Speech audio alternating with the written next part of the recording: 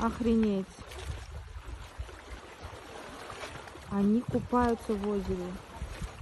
Интернет айдыңында эки пакистандыктын самынданып ысык көлдө жуунуп жаткан видеосу талкууга жем таштады. Бирок бул окуяга чейин эле Бишкекте пакистандык жарандардын көбөйүп кеткени айтылып, коомчулук тарабынан түрдүү нааразычылык пикирлер айтыла баштаган. Коомчулуктун сындоо маатынан кийин министрлер кабинети Пакистандын, Индиянын жарандарына туристтик виза берүүнү убактылуу токтоткон. Өкмөттөн билдиргендей, мындан ары коопсуздук, укук, тартип маселелерин эске алуу менен Пакистандын, Индиянын жана башка бир катар мамлекеттердин жарандарына өлкөгө келүү тартиби иретке салуу максатында чектөө киргизилген. Бирок чет элдиктерге виза берүүнү токтотуш өлкөнүн экономикасына жана туризм тармагына терс таасирин тийгизет деп эсептешет айрым аткаминерлер. Себеби расмий маалыматтарда эле жыл башынан бери Манас аэропорту пакистандык туристтердин эсебинен $540 000 каражат тапкан. Аталган каражат пакистандык туристтердин ар бири электрондук визасы үчүн $51 төлөгөнүнөн эле чогулган. Бардығынан чектөө кылып өз үстүмдө ограничение кылып алсак, биз жабык мамлекет болуп калабыз да. Жабык мамлекет. Биз андан көрө ошолордун келген пайдаланалы.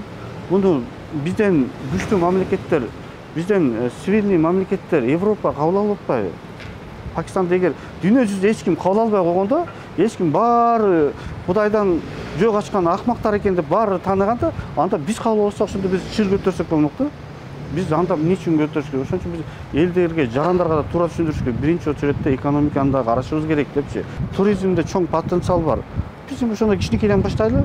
Кудай буйрса акча түшүп, баарын жакшы биздин шарттарды оңдосок, анан баардыгы жакшы болсо, ошондо да Америка, Европа, Япония мамлекеттерден да келип баштайт.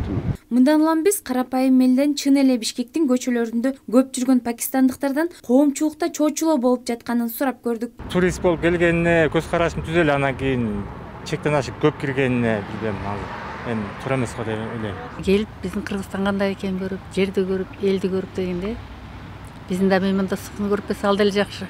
Начал да.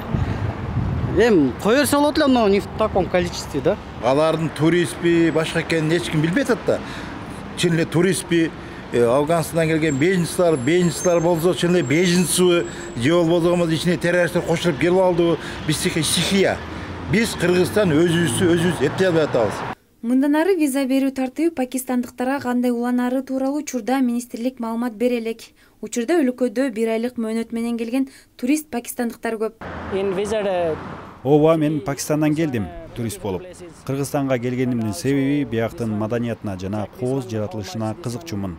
Расмий маалымат боюнча азырынча Пакистандын жарандары менен жергиликтүүлөрдүн ортосунда чыр чыккан окуя жок.